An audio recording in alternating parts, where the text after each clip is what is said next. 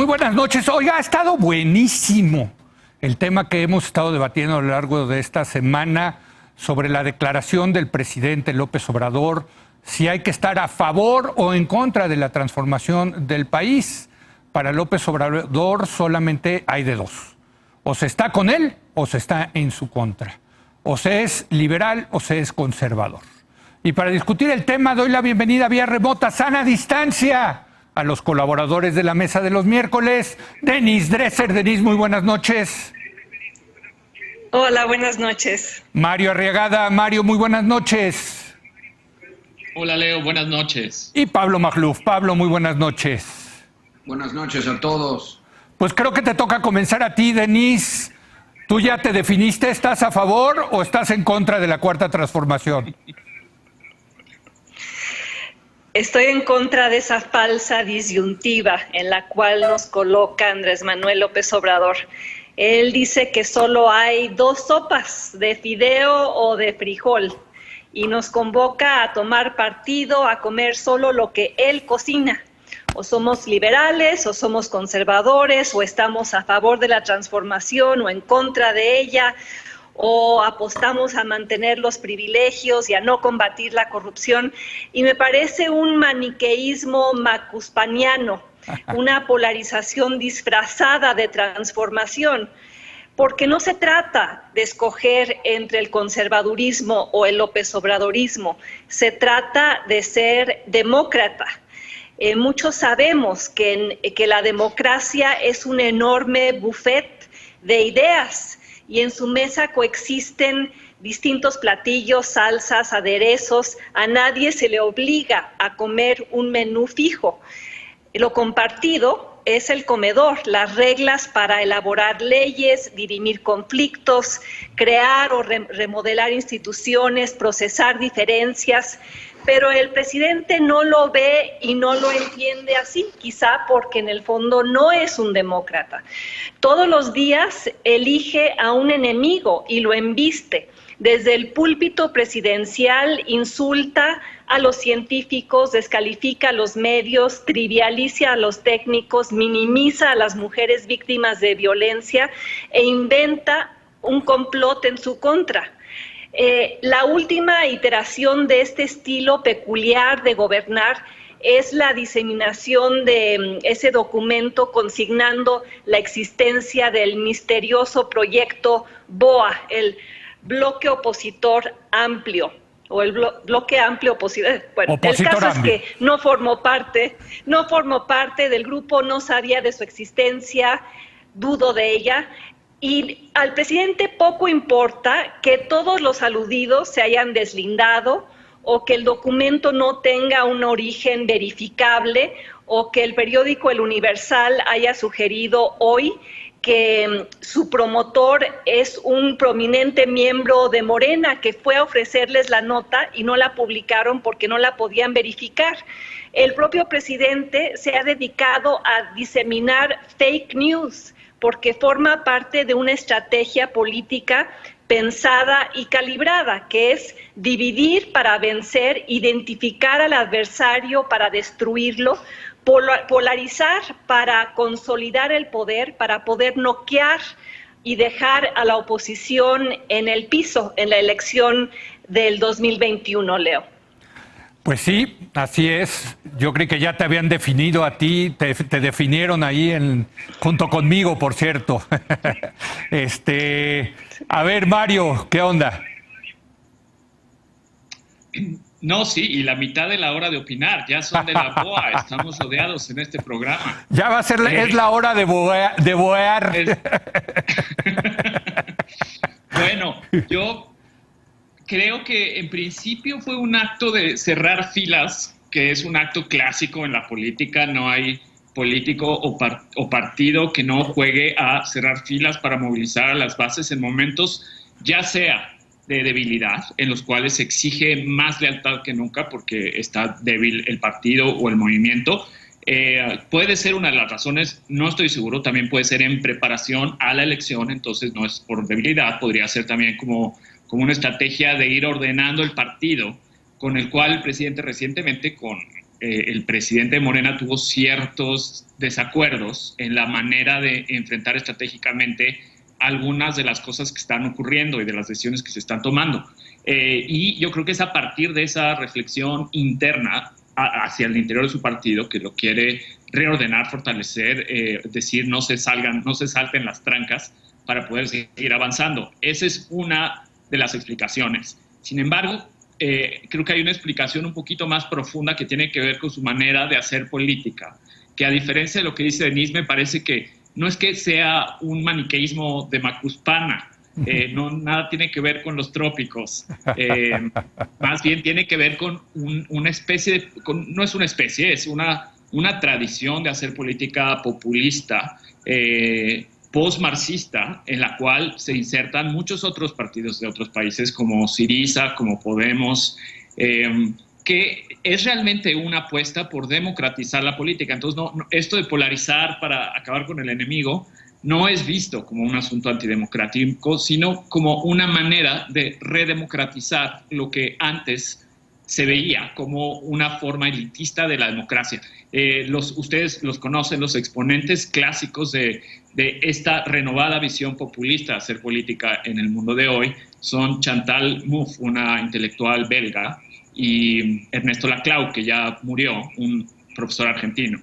Y ellos dos escribieron en los 80 su gran libro sobre las hegemonías, que realmente reactivó la discusión dentro de las izquierdas socialdemócratas que se habían vuelto muy centristas en Europa y habían perdido mucho de su potencia. También fue una respuesta de la izquierda frente al mundo neoliberal. Y ellos decidieron llamarle la democracia radical, una apuesta no por la democracia deliberativa, tampoco por la democracia liberal clásica, pero sí una renuncia al ideal revolucionario y una apuesta por una manera de no negar el antagonismo y de hecho apostar por construir una política, no negar que la política también es conflicto. Entonces crear el adversario, definir quién es el pueblo, en lo que están en contra y forzar a la población a participar activamente, al menos definiéndose, es uno de estos clásicos políticos que no creo que esté bien llamar antidemocrático, aunque luego podemos entrar a los detalles de qué tipo de dinámicas políticas genera y cuáles puede generar en particular en el caso mexicano. Muy bien. Pablo, venga. Yo sí estoy de acuerdo con el presidente de su tipo de régimen, del proyecto que representa, que es un proyecto esencialmente antidemocrático y liberal. Solo se puede estar a favor o en contra.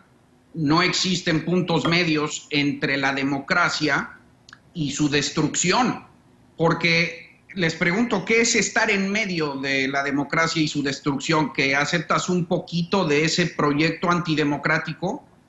Si ese es el caso, entonces no eres demócrata. Ahora, desde luego que el centro es factible e incluso deseable en cualquier régimen democrático normal. De hecho, es mi predilección en circunstancias habituales. Pero en un régimen iliberal no puedes estar en medio, al menos si eres demócrata. Puedes desear la ensalada que quería Denise, desear que se recupere el centro en un futuro. Puedes anhelar la vuelta del pluralismo, que es democrático, pero para ello primero hay que contener a la amenaza antidemocrática y eso en este momento te coloca a fuerza en su contra.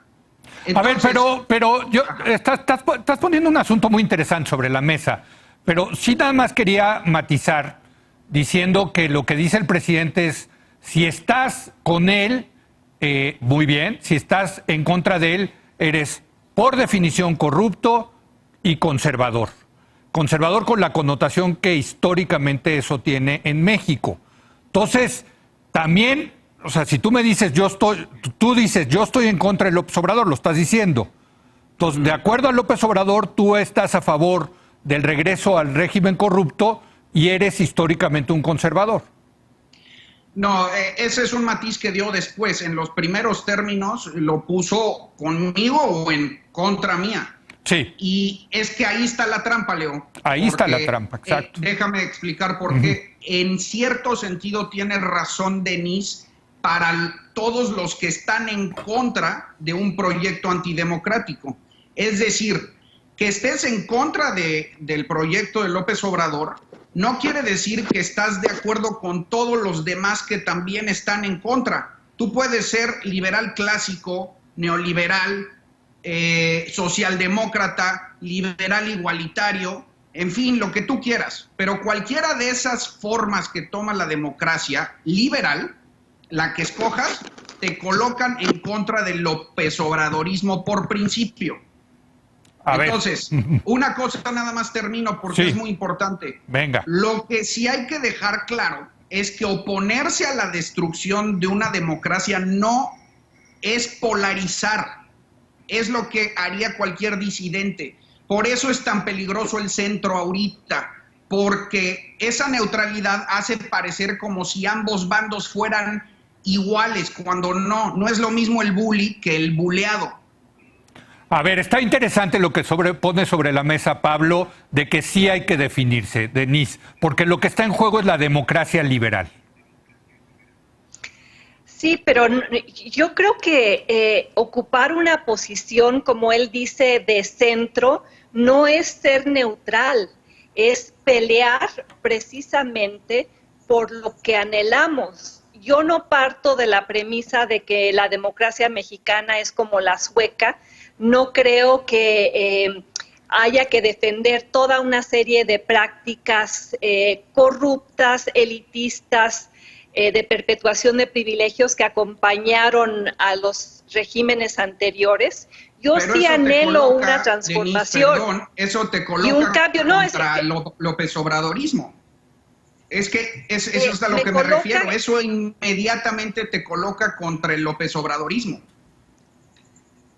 En su perspectiva sí, pero por eso me parece tan peligrosa su forma de polarizar el debate y de volverlo solo una elección entre dos sopas. Y hay que recordar que esto no es exclusivamente ni distintivamente mexicano. Esa estrategia de polarización es un método que usa Trump, que usa Putin, que usa Erdogan, que usa Orbán, y que les permite precisamente erigirse como los auténticos demócratas, representando al pueblo en cuya voz se convierten. Esa estrategia está llevando, como lo argumentan Levitsky y Ziblatt en su libro Cómo mueren las democracias, el libro que Gibran no quiso aceptar cuando se lo regalé de cumpleaños, está llevando a la desdemocratización de muchos países en muchas latitudes, empezando por nuestro vecino. Entonces, sí son tiempos de definiciones y es necesario asumir una posición. Y aquí está la mía. México no es ni debería ser una teocracia o una monarquía o una tribu o una secta que acepte la palabra de un solo hombre como ley. No es ni debería ser el país de la posverdad, donde todo lo que no le gusta al presidente es catalogado como fake news, donde la mentira, por ejemplo, la existencia de la BOA es manufacturada. La mentira es manufacturada desde la mañanera, y donde los preceptos constitucionales son usados como papel de baño, donde cualquiera que esboce un desacuerdo es etiquetado como conservador, aunque no lo sea. En la visión del presidente, yo soy una conservadora, aunque haya votado por él. Y el problema es que déjame terminar, él es el que se cambió de lugar, no los progresistas que votaron por él, porque prometió cosas muy distintas a las que ha enarbolado en la realidad, Leo.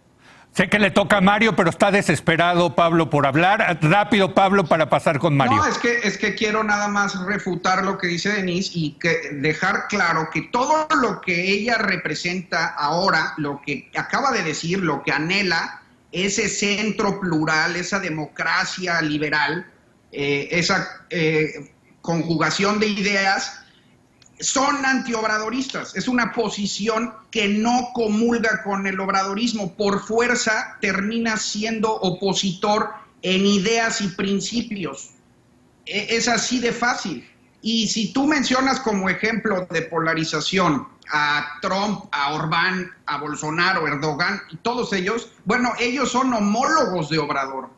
Entonces, no es lo mismo. Sí, a ver, Pablo, pero yo me defino como opositora al autoritarismo. No Exacto. me defino como opositora en el sentido que lo clasifica Andrés Manuel López Obrador, que es traidora a la patria, conservadora, fake feminista, todos los epítetos que lanza diariamente con el objetivo de descalificar a quienes se oponen a él. Permítanme. No hay nada más ni nada menos. Permítanme, pero Eso sí de acuerdo, le toca a Mario. Vamos a dejar que Mario entre a la discusión, que está muy sabrosa. Venga, Mario. Está bueno. Bueno, de escucharlos, realmente recomiendo ampliamente también a la audiencia, si pueden echar un Wikipedia a ver el pensamiento de Chantal Mouffe y de Ernesto Laclau, servirá mucho para pensar cómo este llamado polarización que destruye democracias no es tal cosa, al menos no lo ve así este tipo de izquierda. Y no es que esté defendiendo al presidente. Pero tú estás de acuerdo con eso de pensamiento y acción política. Pero tú estás de acuerdo con lo que dicen estos dos autores, tú siendo un hombre de izquierda, de centro izquierda, me atrevería a decir, Mario, ¿tú estarías de acuerdo con lo que dicen esos autores? Yo creo que realmente creo que Chantal Mouffe es una gran pensadora, eso sí lo creo, y creo que, como en todo, hay muchas cosas que aprenderle y otras que cuestionarles. Pero hay varias lecciones de lo que ellos pensaron desde los 80s y cómo opera Podemos, Syriza, pero también el populismo de derecha. Ella misma dice, estas recetas de operación política, construir movimientos, claro, movimientos sociales, ¿no? Sí. No solo partidos, sino movimientos, donde se redefine el centro, que de hecho el centrismo es un problema porque es un enemigo del pluralismo, dicen ellos. El pluralismo está hecho de incluye a la clase obrera, pero también a las feministas, en algunos casos, en el caso español, en este no tanto, pero incluye a las poblaciones indígenas, y hay que construir una nueva coalición que represente intereses de distintos grupos en un movimiento contrahegemónico. Y lo que les choca a este tipo de pensamiento es ese centrismo liberal, deliberativo, un poco elitista, al que le llamaban tecnocrático, que representa en muchos sentidos el Pacto por México, por ejemplo. Ese tipo de acuerdo de élites cupulares donde no hay movimiento social, donde no hay agrupación de otros. Ese tipo de centrismo les parece antipluralista. A ver, Mario. En eso estoy más o menos de acuerdo. El pluralismo se renueva todo el tiempo, y esta visión agónica de la política no es solo propia de estas personas o de Carl Schmitt, que ellos releen desde un código de pluralismo democrático, está en el fondo del liberalismo en su corriente agónica, la de Isaiah Berlin, y creo que negarnos a ver que la política es crear y redefinir el conflicto sobre lo importante es una parte central. Pero y tú, como en esta disyuntiva que pone muy interesante, Pablo, de que es momento de definiciones y sí hay que estar o acá o allá, ¿tú qué dices? ¿Tú te definirías acá o allá en este momento? Bueno, o sea, creo que para los que tenemos el privilegio de ver las cosas como élites intelectuales odiosas. No, ya la premisa ya sonó muy mal, hombre. Ok, te lo voy a contestar directo. Yo creo que sí. Mi respuesta es, yo creo que no está mal que la oposición, así como lo dijo Corral o el propio Jorge Castañeda el otro día, dijo, sí, está bien, nosotros no hicimos ese documento, pero qué chistoso que nos digan la BOA y cuál es el problema que la oposición se organice.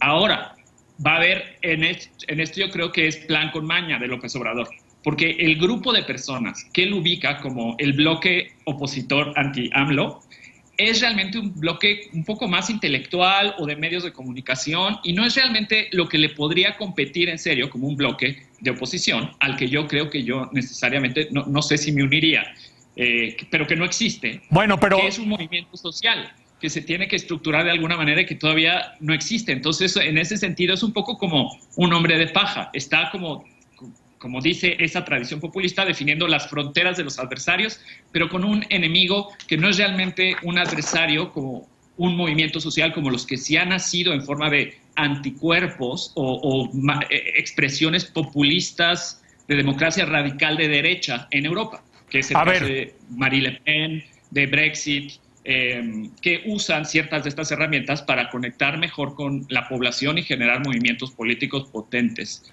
Pero dentro del documento del supuesto BOA, y esto es un argumento que va a fortalecer lo que está diciendo Pablo, están los consejeros del Instituto Federal Electoral y los magistrados del Tribunal Electoral del Poder Judicial de la Federación, que serían parte de este bloque opositor. Entonces, son los árbitros electorales, son los árbitros de la democracia.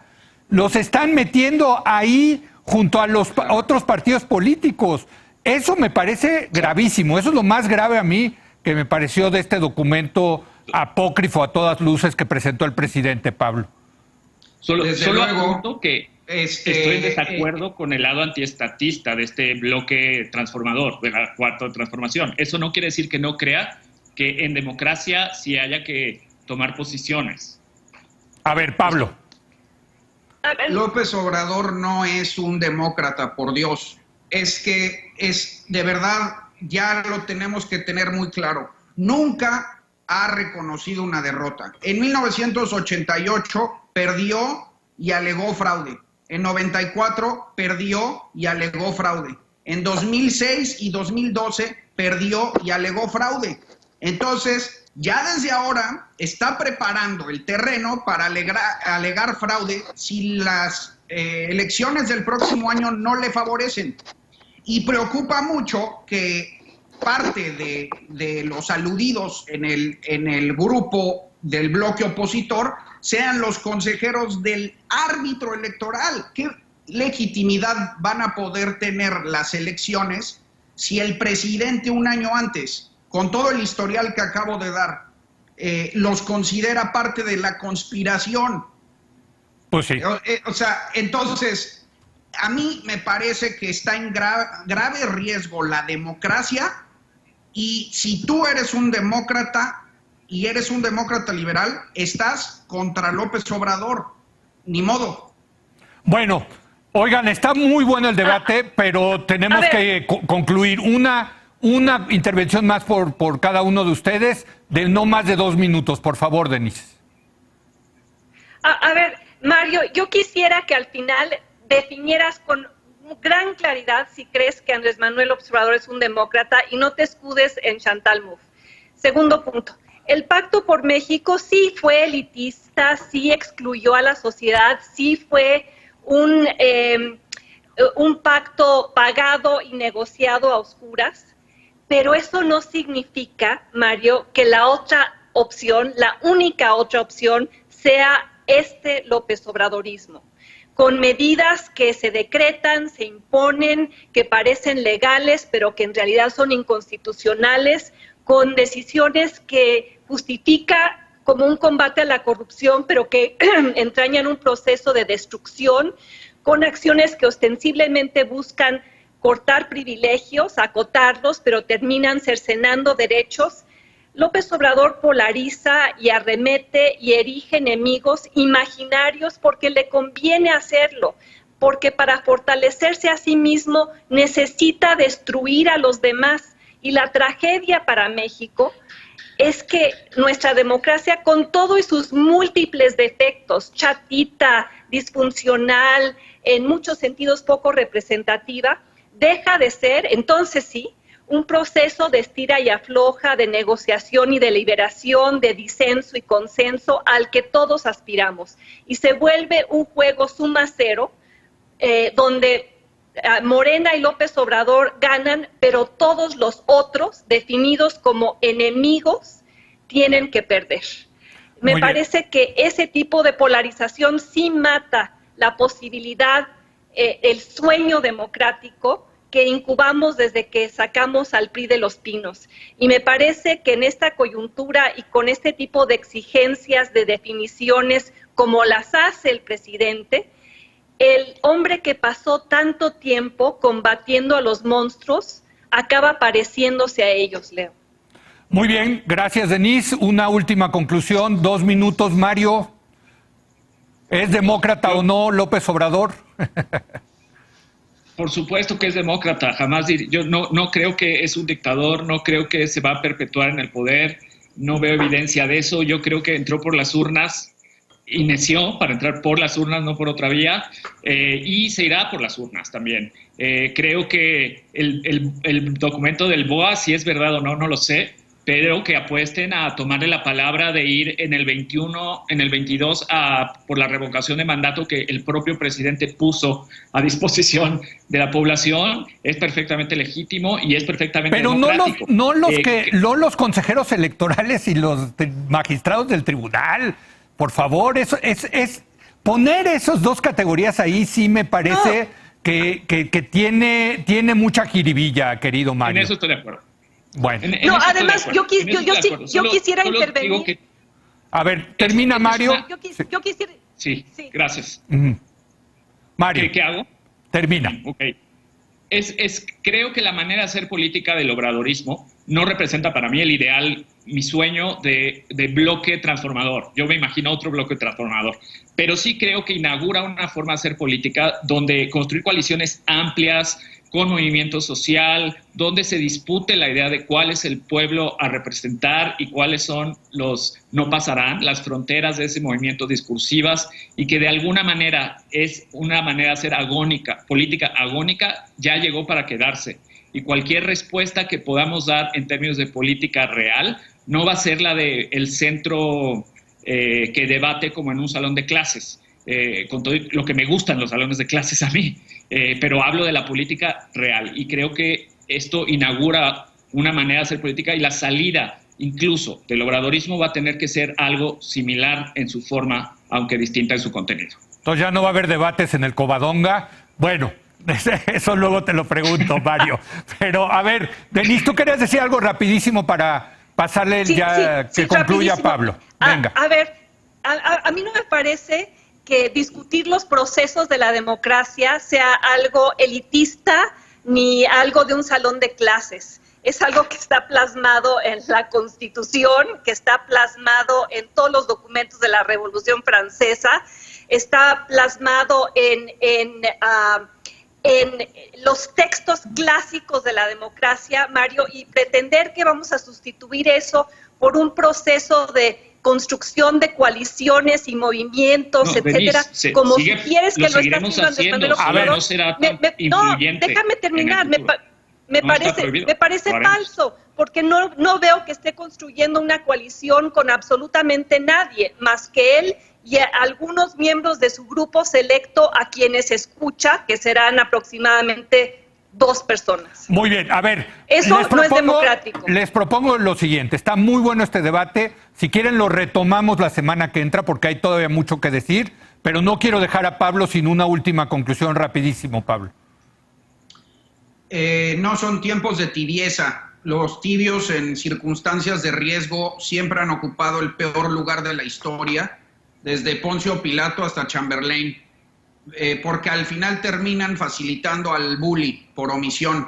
Y no digo que ahorita estemos en la Segunda Guerra Mundial ni ante la crucifixión de un Mesías, pero son arquetipos, digamos, son situaciones de riesgo en donde los que se lavan las manos o mantienen su neutralidad terminan apoyando al bully. Entonces yo cierro con la frase fabulosa de Thomas Paine, uno de mis liberales favoritos. Estos son los tiempos que ponen a prueba las almas de los hombres. Es tiempo de definiciones. La democracia mexicana está en serio peligro. Oigan, pues qué buen debate nos echamos y si quieren le damos una segunda vuelta la semana que entra. A mí me gustó muchísimo.